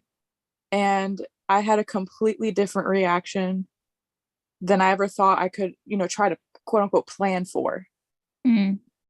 You don't know what you do until you're in that position. exactly. A very Mhm. weird thing because it felt like, no pun intended, but it felt like I was being hijacked by, like my human brain was on hold, my animal brain took over. Your amygdala. Yeah, exactly. Mhm. And in my case, I had a freeze response, right? That's Ah, how I gotcha. responded to that. But like, yeah. And then, now that it's been a few years since that moment, in the months right after, I kept trying to like rationalize it or be like, why did I respond that way and not with a fight response or not a flight response? And it's like, ultimately, it doesn't matter because that's not what happened, Mm. And I think about these kids in this arena and, who they are outside of the arena, who they are in the arena, and if they win, who they are after. And it's like, you can try and sit there and try to plan as much as possible, but until you're in that position, you really have no idea, which is a perfect segue to just for me to mention Anabaria once again. But just being like, I think about those careers all the time, because like they spend their whole lives like preparing for the games, and that's all theoretical. It's all theoretical until they're actually there. They don't know what it's like. Kato, I feel like, has that kind of moment, even if it's fleeting and for like a moment, and it's actually like his last moments, where he's just sort of like, wait a minute, none of this, like, you can't actually plan for it, and you don't know what you're capable of or not capable of. Yeah. And I think it goes down to like we're constantly putting the individual accountable and saying the responsibility lands on you, when like the responsibility is on the tributes, when really it should be on the game makers and the people who put them in the arena in the first place. I agree. We continue to misplace the accountability. It's always the responsibility of the person who holds the most power, because same, and that's applicable to the situation that I found myself in. It doesn't matter what I could have done differently. I did not hold the power in that moment, and that's just all it is. Being put in that position, you've already lost. Like, you've already lost your power. So same for the tributes. Like, it is all self-defense, because they have no power, so they can't be attacking or defending. Yeah. Maybe one tribute on another might be, one is on the attack and one is on the defense, but as a whole, they're all on defense. Yeah. Thanks for sharing that. Anytime. Which really dramatic life examples. I love it. Though. I love it. It's not dramatic. It's good insights. Which, I'm gonna head off for the night. I have to wake up super early tomorrow. No. Should we skip to the very end of the chapter? Oh, yeah. I love to wrap it up. Wait, just really quick. I love that I can use my own trauma to further dissect the Hunger Games. Baby. It's all for yes, the Hunger 100%. With the end of 25 or 26. The end of 25. Because I know, Ronnie, you love that moment where Snow is going through Sejanus' stuff. God, he's like, there was no record of his capital classmates at all, not even Coriolanus. For some reason, this seemed the greatest confirmation of where Sejanus' loyalties lie. Why isn't in the picture of my other boyfriend, or I guess my boyfriend? Like, he's so crazy. Like, he's so gay. Like, I mean, that's honestly where I'm at my age. I can't believe that's one of his first thoughts. Is like, where's the picture of me? Not even me. But I mean, it does go to show like how self-centered he is. Oh yeah. But at the same time, there's something going on here. There's a little fruity something going on here. I don't know what it is, but we know what it is. And we all know what it is, but I love him. I don't love Coriolanus. I love them as an ideal like couple. Like it's very cute, but I'm just glad that like there's like a validity to the ship, because a lot of people agree. Like it's very real. It is. Yeah. Well, thanks, Ronnie. No worries, y'all. Bye. I'm so sorry. We'll see you next week. Yes, I will be here. But good night, y'all. Please, the next chapter, make sure that it's a lengthy conversation just for me. This one's for you. Oh, you got it, bud. Chapter 26 is for Ronnie, okay? Yes, dedicated to Ronnie, our king. Good night, y'all. Good night. Good night. So he finds a bunch of money as well, and is trying to figure out why the heck Sejanus would have so much cash. So much cash, so much power. Cash So was- funny. But then he later confronts Sejanus about it. And Sejanus agrees by saying, yeah, like not a penny between us. And we get the end of this chapter, which like my heart dropped. Like I was screaming inside reading the end of this chapter that which meant that now anything he said was suspect. Dun, dun, Aw, dun. I'm like, yeah. oh no, Sejanus is good not long chapter for this ending. world. Mhm. Yeah. Yeah, that's a huge dynamic shift. Mm-hmm. I remember reading that for the first time and being like, oh my God. I felt like that was like, because I was so not engaged with the book up until that point, and then I felt like it kind of turned into this huge like dun dun dun kind of moment. Not And Sejanus. yeah, that's where I feel like I kind of switched into gear and I was like, okay, let's read the rest of this book because I almost didn't finish it. Wow. I know. Imagine me not finishing a Hunger Games book. What? Ooh, ooh, ooh. Just like I'm done. I'm good. Now that's treason. Yeah.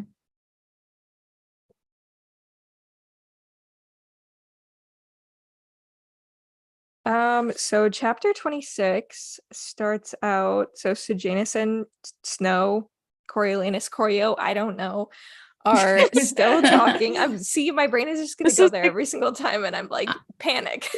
It's like the Henry Vecna one debate in Stranger Things. Where they can't agree on what to call him. I love it. I just love, this dynamic shift that Sejanus is like, oh yeah, like you'll do so great on the test, like you'll pass, like it'll be great. And so supportive, so duplicitous, so self-destructive. I just love these new thoughts from Corio. Y'all, Man, he changed on a dime. Real quick, yeah. tomorrow marks 3 years since Ballad came out.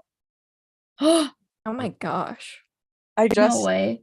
I It just feels like it's been out for 50 years. If Yeah, I I'm was being gonna say it honest with actually you. feels like 3 years. Like it feels like this book's been out forever. Yeah. sorry, I didn't mean me. to interrupt. I just was like, wait a second, and then Googled it, and yeah. Yeah, that should have been a part of the news at the beginning. Dang. Oops. We had so much news this week. Happy birthday, Ballad. Early.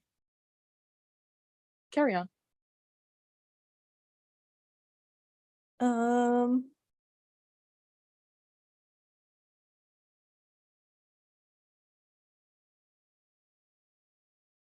Corio's a creep. In some ways, it had been better to have her locked up in the Capitol, where he Yes. always had Oh a my general gosh. idea of what she was doing. Ew. Creep. That's not love. Yeah. Thank That's Oh, right. That's so That's true. right. That is so right, Jeremy. I thought you said Oreo. Oreo. Oreo. That's his new name, Oreo.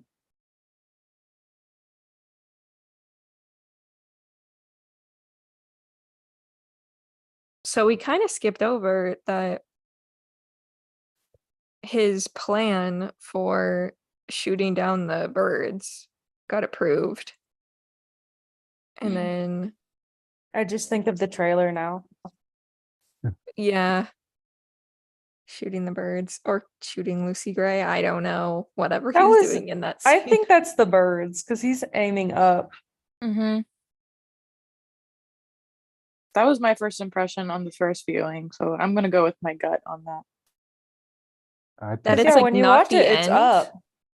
Yeah, I or- think I think it's him shooting like the Jabberjays Mm-hmm. and the Mockingjays. Like he's angry though. He's like which he really could still be doing at the end of the movie. Like if he can't find her, then he just starts shooting the birds because they're like Yeah. singing. Yeah, I I that's thought what I I remembered thought. him doing that in the book. You do do or you that? don't remember that? At the end, I remember him when he's chasing her. He starts getting angry and just like shoots up in the Yeah. trees. Really? I Yeah, thought I I did. thought he that's what seems that so was. angry. Yeah, he yeah. kind of snaps. It's like in the trailer, I just thought that was him like being annoyed at the sounds. Like I thought it was him just I didn't think it was the end. Oh, I thought it was the end. Like at all. I think he seems angry there, but I also want him to be even like more unhinged. Like I want him Yeah. to be So I'm kind of like I don't know. delusional. Yeah. I feel like I he's really- screaming as he does it. No, Pretty he's like cool. really focused Yeah. in. Oh, really? Man, I thought he think, was like with the screaming sounds too. and with whatever the score is, like maybe it will like amp it up even I need more to see than what this we saw in the moment real trailer. quick. Whoa, that's cool that we have like different interpretations. Yeah, like I honestly thought that was a given, like my thought. Oh wait, let's see. Da, da, da. I Oh think yeah, it's- he is screaming. I think it's possible that it's not. Wait, yeah, you guys are end, convincing but- me. That's right. I pay attention. He You seems a guys little really too are angry. convincing. Yeah. But I think But still not Oh, enough. I don't know. Like- I don't know. Because like he's only aiming at the birds in one area. I feel like if it were the end, he would be shooting like all over the place. That's what I want. Like I want him to be Yeah. shooting like all around. That's why I think Mhm. that scene is a little bit like I hope that's not like I just the don't feel like very he'd be end. screaming like that if it was just like Yeah, him out in the Yeah. woods. I agree. That would be weird Plus, on his part. that wasn't that big of a weapon. Like the one that he shoots Lucy Gray with. I didn't think it was that big of a weapon. I thought it was a handgun. Yeah, isn't that a handgun? Or am I making that up? Wait, I thought Because in the That's like a trailer, rifle. that's like a full on like huge Yeah, gun I you would do training with. I feel thought like. that's what he had in the book. In the book, it was just a handgun, I thought. Really? A handgun? We might be making that up though, but I that's think what it's I the peacekeeper envision. rifle, the same rifle used in the Oh my the gosh. shed. What? Yeah, I thought it was my like a brain can't rifle. compute that. It's been Yeah, a handgun my because- whole life. Because he had to have a bag. He carried a bag, and normally for like longer guns, you do that. While like handguns, you just have like a holster. You don't need a Yeah. bag for it. This is simply Also, I been would carried put it in a picture of them bag. walking in the woods. I mean, granted, he may be in the same shirt anyways, but like the shirts match up when they're alone together. Right? Yeah. So it's at least possible that's Mhm. the end. I think it's the Yeah. end. But I just I think think he's so, too angry too. for it not to be. But Yeah, now you guys convinced me it was the end. Like I for sure didn't see that at all. Good job, guys. Oh, I You're think it's welcome. the end. It just doesn't quite give the punch that I expected. Yeah, Yeah, I want him to be same. more Too. unhinged. Yeah. I want So- him to be like creepy because he's like so crazy. Like almost Mhm. feral. You know what I mean? Mhm. Like I just, want him like, to be red in searching the for them. eyes. Yeah. Mhm. I want the spinning in a circle around him. I want, just chaos. Mhm. Like I want us to be confused with what's happening. Yes, and like also I don't know when he gets bit by a snake, but at some point he gets bit by a snake, and I want that also to be dramatic. Yeah, that clip is not giving all this, Yeah. in my opinion. Maybe that's what they're reshooting right now. I was getting ready to say. I hope so. That'd be cool. I thought it looked pretty dang good. They saw our reactions and Well like done, none of them Chase. commented on that specific shot like at the event, and they're like, "Uh-oh, Do it again. we gotta fix this." You Everyone- validators. Everyone just go to like I'm the happy Hunger for you, Games Chase. Instagram and just blow up in the comments. They'll change it. So is this the scene they're reshooting? Because blah blah blah. Mhm. It's like the like live action Powerpuff Girls like CW show that got bullied so bad on Twitter that because it was like gonna be so bad. Yeah, they're just like, we're actually not gonna do a ballad movie anymore. Sorry. Or the final Divergent installment. Yes. We're like, we're gonna make this into a TV thing, and then the entire cast said nope. They just quit. hmm Done. Case closed. I it's am gonna be- hopeful the score is gonna help Oh, along yeah. with that. It's Though the gonna score s- is gonna be epic. So. Absolutely, it's Also- yeah, it's gonna make the movie. Speaking of music, of course, James Newton Howard was a requirement. Mm. I'm just gonna say, like, in an alternate parallel universe, I would love for, I hope I pronounce this correctly, forgive me if I don't, Michael Giacchino, for him to do the score for this. He did the score for Lost and he did the score for the Batman. And both of those Ooh, scores, the Batman. because Mhm. he's like the master of like the shaky violins that add so much tension. And I feel like, especially in a scene like that, you know what? Let James do the entire rest of the movie. Just that one final sequence. Just let Michael jump in, just for that. Just violins. Tag him. Make my cortisol levels just skyrocket. Like, just stress me out. That's what I want. I'm gonna learn how to make edits, and I'm gonna like superimpose like the music from like, especially the music that would play for any scene involving the others, because that's always like the most tense. So either that or scores, or yeah, the score of the Batman. Oh my god.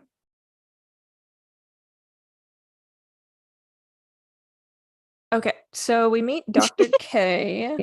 Trying to move us along. I'm sorry. So abrupt. I love it. And we get all the backstory on the Jabberjays and how they work. I love that he meets her and is a little intimidated, and then once he finds out of her epic fail with the Jabberjays, he's like, oh, Mhm. okay, I can talk to her. I This is love Oh, that failure. He's so funny. Jeez.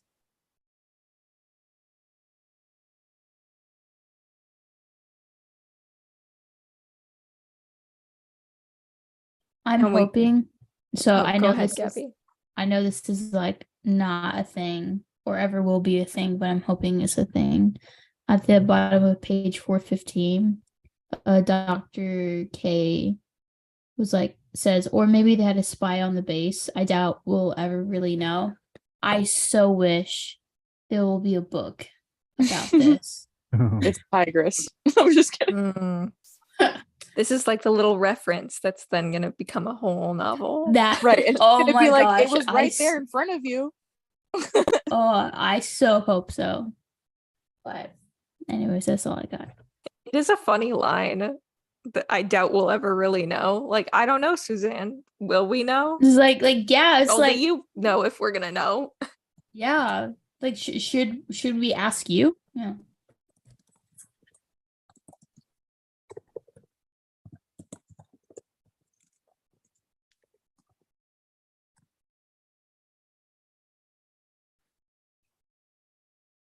Then we get Snow basically saying that he's down to kill all the birds Yeah. I think because they're he- unnatural. Yeah, I think he has this thing where he doesn't like chaos and lack of control in order, or things that he feels like he did to have some type of control over. And I think that's why he's like, oh, let's just kill all the birds. Yeah. I feel like that's his biggest personality trait. I don't know, control. Yeah. Kill 'Em All by Metallica. Wait. It was the 3 C's, right? Yeah, we have it to was write about? chaos, control, and contract. No, the Mhm. last one was choreo. Oh. He's the fourth C. Yeah. Oh my god. That That was good. That was good. I should not, yeah, no mind. That was good. So then we're back at the hub. More popcorn balls. I want to know how big I these can't things think are. of popcorn balls the same anymore. Me neither. The brownies. The brownies. Just in the offering. I tried to explain what happened to my mom last week after it happened, and she was like, that doesn't make any sense. It's like, you had to be there.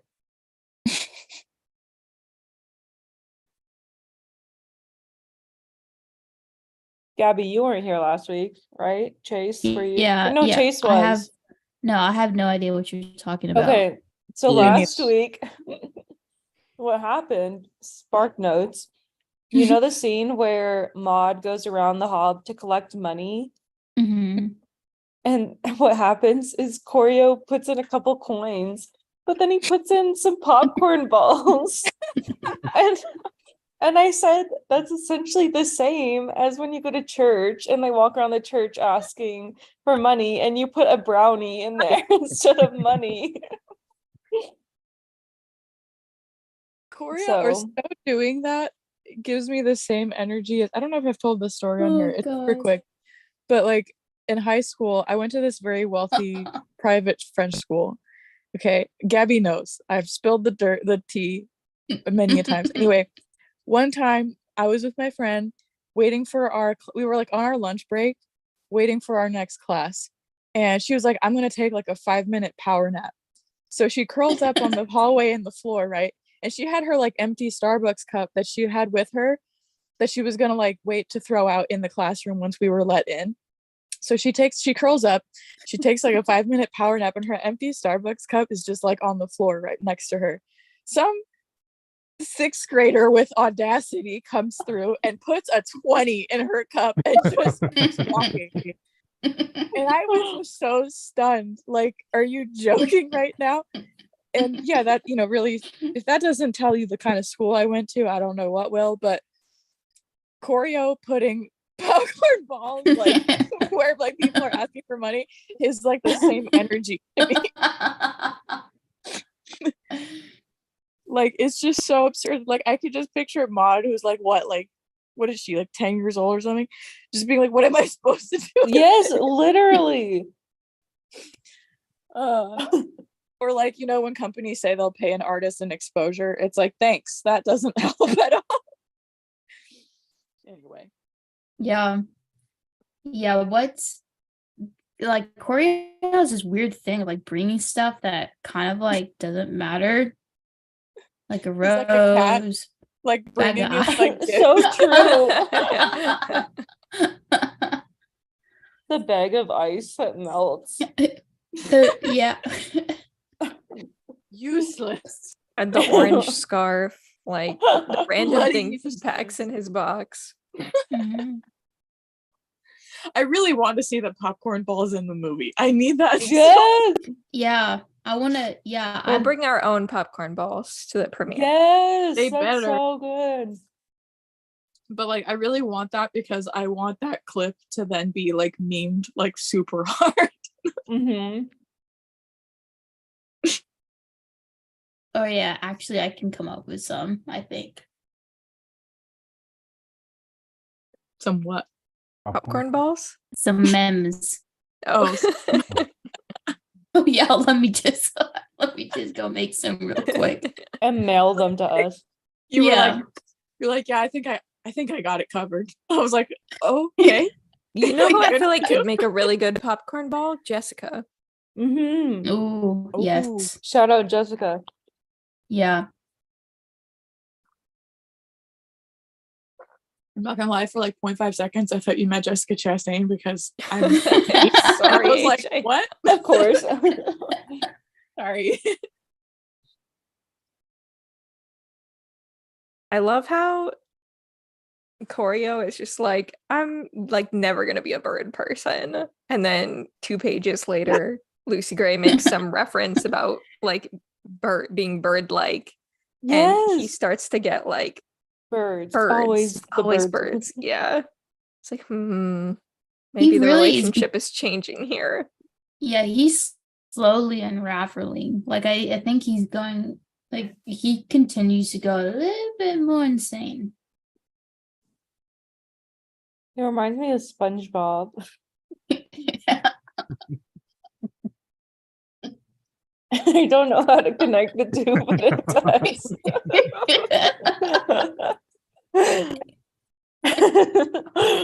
Wait, I need to look it up so people can understand what I'm talking about.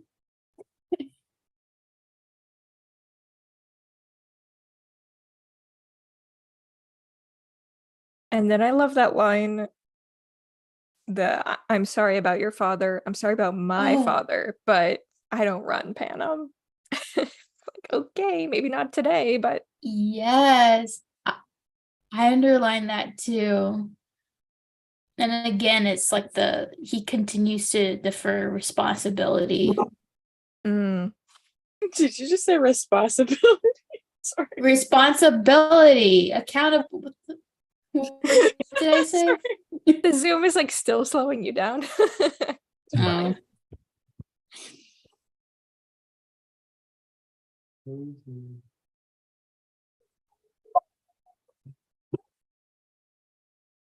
And we get the Lucy Gray ballad. Love it.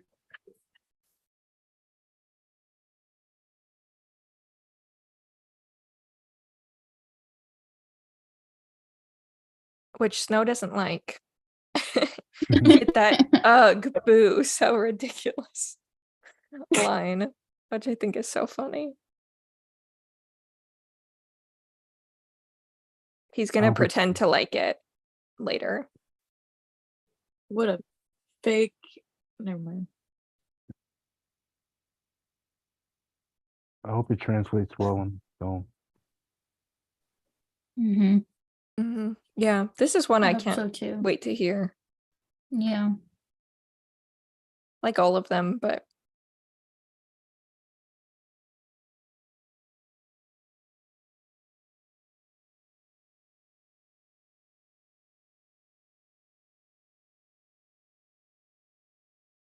and we get the end of the chapter with Sejanus disappearing from his crate. Dun, dun, dun. It's Uh-oh. great. That's what they're sitting on, crates. He sounds like a dog. None of those plush capital chairs. Coming out of my cage, and I've been doing not so great. I tried to look up how I connected SpongeBob to Coriolanus, and I couldn't find the meme I was looking for. It's like, when you have a thought and you just Oh. can't articulate what you're thinking. Like you can't like spell it out to the world, but you know what you're thinking. Bro, I had a dream one time. I don't remember the dream itself, but apparently I like frantically wrote something in my notes app and completely forgot about it until the next morning when I woke up. And literally the note was just Katniss, Girl on Fire, Caesar Flickerman, Shark Boy. That is like that sounds like one of those. Caesar Flickerman Shark Boy. That sounds like a spoken word poem. It was like It Shark Boy does. and Lava Girl, but it was Hunger Games, and I don't know why that made sense. But when I like seeing the note, like triggered the memory of writing the note, not necessarily of the dream itself or anything, but I remember feeling like I have to write this down because I'm going to make an illustration from this. This is like genius, and then fell asleep. And then the next morning I was like, literally what?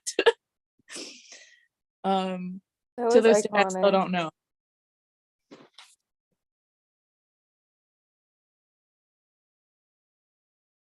I wonder if I still have that note. That note literally sounded like Milk and Honey, like a poem from Oh Milk my and Honey. Yes. Oh. Like the 22 Jump Street slam poetry scene. Yes. Cynthia. Cynthia. I love Joelle so much. Oh my God.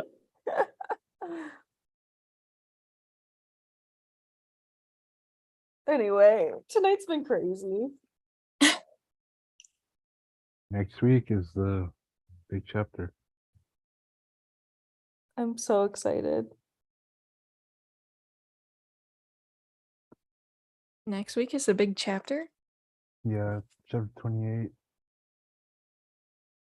Big chapter where everything happens. Oh my gosh, I'm not ready. So everyone mentally prepare for next week. And Wait, what? chapter 28. That's the chapter. Keep up. Sorry. Okay, my bad. I'm Hey, caught hey. up now. caught up. So yeah, check us out next Thursday. And yeah, have a good night.